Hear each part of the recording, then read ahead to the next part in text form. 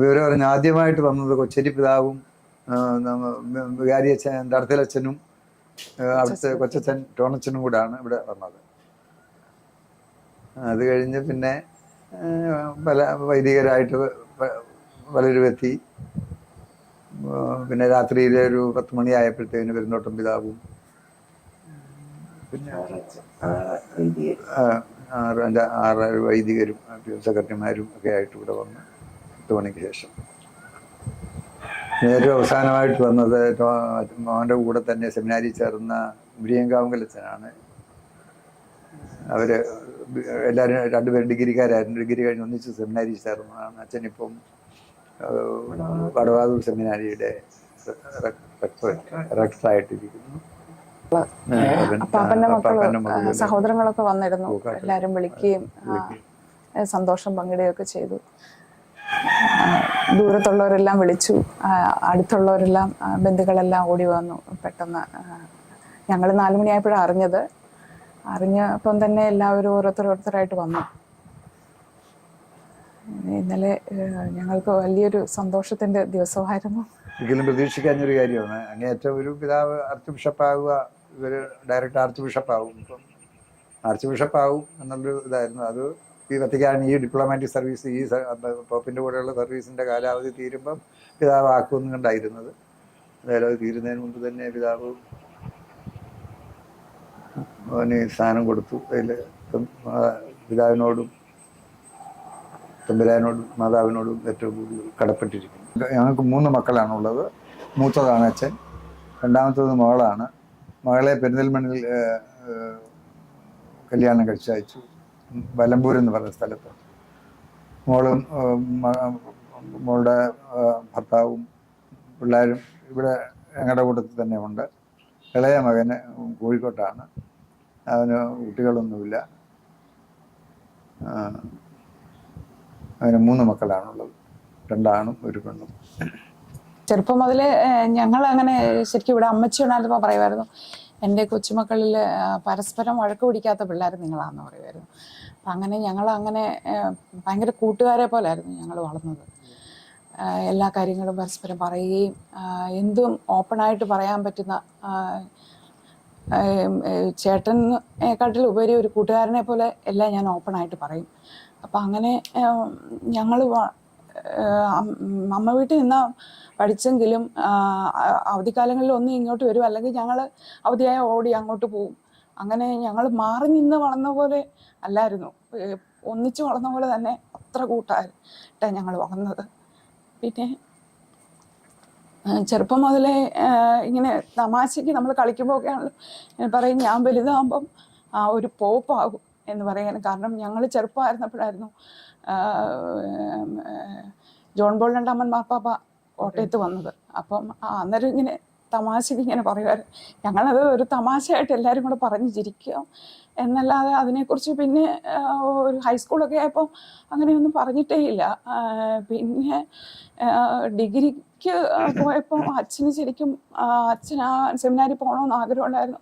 അതിനുവേണ്ടി പ്രാർത്ഥിച്ചൊരുങ്ങി എല്ലാം കഴിഞ്ഞിട്ടാണ് ഞങ്ങളോട് പറയുന്നത്, ഞാനിങ്ങനെ സെമിനാരിൽ ചേരുവാണ് എന്ന് പറയുന്നത്. അമ്മയ്ക്കമ്മയുടെ സഹോദരൻ ആങ്ങളെ അച്ഛനുള്ള, അതുകൊണ്ട് ശരിക്കും തീരുമാനിച്ചാണോ പോകുന്നത് എന്ന് മാത്രമേ ഉള്ളായിരുന്നു എല്ലാവർക്കും. അല്ലെങ്കിൽ PG കഴിഞ്ഞ് പോയാൽ മതി. അപ്പോൾ അല്ല, ഞാൻ ശരിക്കും തീരുമാനിച്ചാണ്, അതുകൊണ്ട് ഞാനിപ്പോൾ പോവാന്ന് പറഞ്ഞ് അങ്ങനെ പോവായിരുന്നു. എല്ലാവരോടും ഇങ്ങനെ നല്ല ചിരിച്ച്, അതാണ് ഞങ്ങൾ റൂമിൽ ചെന്നപ്പോൾ പോലും എല്ലാവരും പറഞ്ഞത്, എപ്പോഴും നല്ല ചിരിച്ചോണ്ട് നല്ല പ്രസന്ന മുഖമായിട്ട് നടക്കുന്ന അച്ഛനെ. അവർക്ക് എല്ലാവർക്കും തന്നെ ആദ്യം തന്നെ പറയുന്നത് അച്ഛൻ എപ്പോഴും അച്ഛൻ ചിരിച്ചുകൊണ്ടാണോ ഉറങ്ങുന്നതെന്നാണ് ചോദിക്കുന്നത്. അത്രയ്ക്കും എപ്പോഴും ഇങ്ങനെ എന്ത് കാര്യവും നമുക്ക് ഓപ്പണായിട്ട് പറയാം. കാരണം എത്ര ടെൻഷനുള്ള കാര്യം പറഞ്ഞാലും അച്ഛൻ അതിനെല്ലാം ഒരു സൊല്യൂഷൻ പറഞ്ഞു തരുമോ, ഇത് ഇത്രയേ ഉള്ളൂ. അപ്പം അച്ഛനോട് പറഞ്ഞു കഴിയുമ്പോൾ നമുക്ക് ഇത്രയേ ഉള്ളായിരുന്നോ എന്ന് ചിന്തിച്ചു പോകും. അത്രയ്ക്കും സൗമ്യമായിട്ടെല്ലാം കേട്ടിരിക്കും, അതിനുള്ള സൊല്യൂഷന് നമുക്ക് പറഞ്ഞു തരും. പിന്നെ ആണെങ്കിൽ പാവങ്ങളോടും ആണെങ്കിലും എല്ലാവരോടും നല്ല കരുണയോടുകൂടി പെരുമാറാനും. ഇന്നലെ അച്ഛൻ വന്നപ്പോഴാണേലും, ഒന്നിച്ച് പഠിച്ച അച്ഛൻ വന്നപ്പോഴാണേലും പറഞ്ഞത്, ഇപ്പോൾ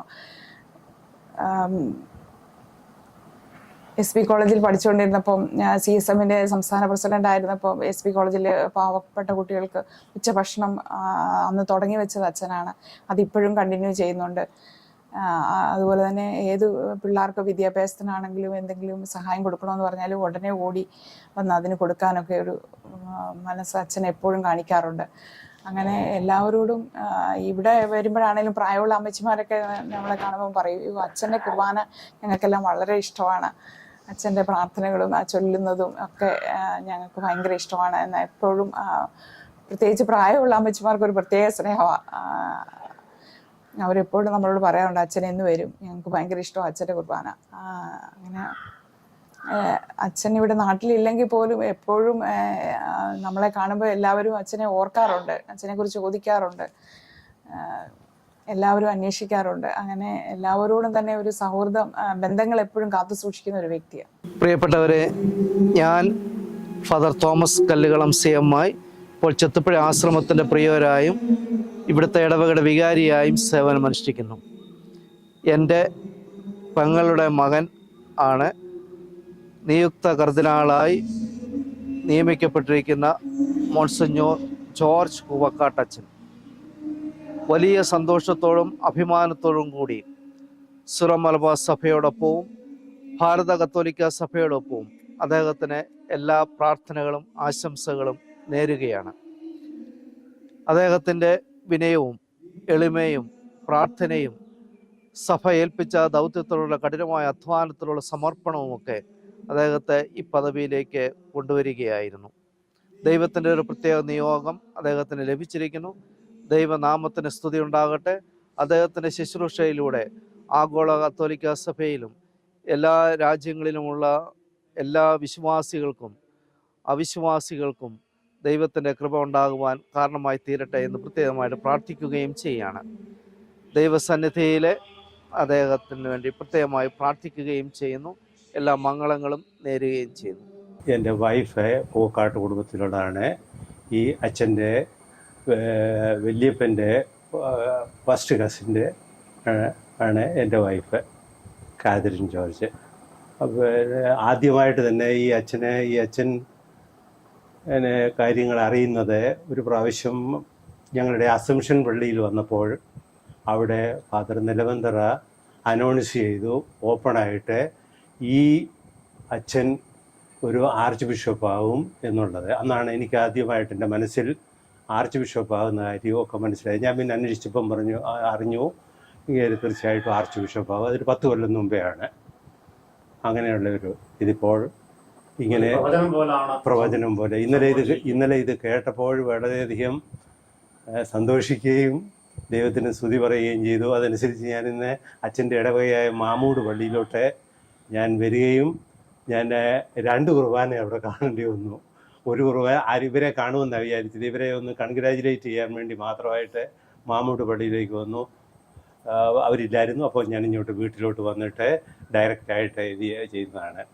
ഏറ്റവും സന്തോഷമുള്ള ഒരു കാര്യമാണ്. അതായത് എന്താണ് പറയേണ്ടത്, ദൈവം ഒരു പൂ ചോദിച്ച് പൂന്തോട്ടം തന്നുള്ള രീതിയിൽ വേണമെങ്കിൽ നമുക്കിതിനെ നിർവചിക്കാം. കാരണം ഒരു കുഞ്ഞോഞ്ചേട്ടൻ പറഞ്ഞ കാര്യം, ഒരു ബിഷപ്പാവും എന്നുള്ള ഒരു കരുതൽ ഞങ്ങൾക്കെല്ലാം ഉണ്ടായിരുന്നു. പക്ഷേ ഒരു കർദിനാളായി ദൈവം ഉയർത്തിയതിന് ഞങ്ങൾക്ക് എല്ലാവർക്കും, പ്രത്യേകിച്ച് നാട്ടുകാരും ഈ അയൽവാസികൾ, ഞങ്ങൾക്കെല്ലാം വളരെ വളരെ സന്തോഷമുള്ള ഒരു കാര്യമാണ്. പിതാവിൻ്റെ എന്താണ് പറയേണ്ടത്, പ്രാർത്ഥനയും ഇതുമെല്ലാം ഈ നാടിനും ഈ തിരുസഭയ്ക്കും ഏറ്റവും പ്രയോജനപ്പെടുമെന്നുള്ള ഒരു വിശ്വാസത്തിലാണ് ഞങ്ങളെല്ലാവരും. കാണാനും അനുമോദിക്കാനും ഒക്കെ ഞങ്ങൾ വളരെയേറെ ആഗ്രഹത്തോടുകൂടി കാത്തിരിക്കുന്നു. ഞങ്ങൾക്ക് എല്ലാവർക്കും വളരെ സന്തോഷം, വളരെ വളരെ സന്തോഷമാണ്. പറഞ്ഞറിയിക്കാൻ പാടില്ലാത്ത സന്തോഷമാണ് ഞങ്ങൾക്കുള്ളത്, ഈ നാട്ടുകാർക്ക് പ്രത്യേകമായിട്ട്. ഇന്നലെ കൊച്ചേരി പിതാവ് വന്നപ്പോഴത്തേക്കിന് പറഞ്ഞത് അടുത്ത സ്ഥാനം ആർച്ച് ബിഷപ്പ് എന്നുള്ള സ്ഥാനം കൊടുക്കേണ്ടതാണ്, അത് കഴിഞ്ഞിട്ട് മറ്റേ സ്ഥാനം കൊടുക്കുകയുള്ളൂ. അപ്പോൾ അതുകൊണ്ട് ആർച്ച് ബിഷപ്പ് എന്നുള്ള സ്ഥാനം ചങ്ങനാശ്ശേരി പള്ളിയിൽ വെച്ച് നടത്തണം എന്നുള്ള ആഗ്രഹമാണ് എല്ലാവർക്കും ഉള്ളത്. അതിനുവേണ്ടിയുള്ള തീരുമാനം എടുക്കണം, അത് ആലോചിക്കണമെന്ന് പറഞ്ഞിട്ടാണ് പിതാവ് പോയത്. അച്ഛൻ ഇപ്പം സ്പെയിനിലാണ്. സ്പെയിനിൽ നിന്ന് നാളെ വരും, വന്നിട്ട് ഇത് തീരുമാനിക്കുകയുള്ളൂ.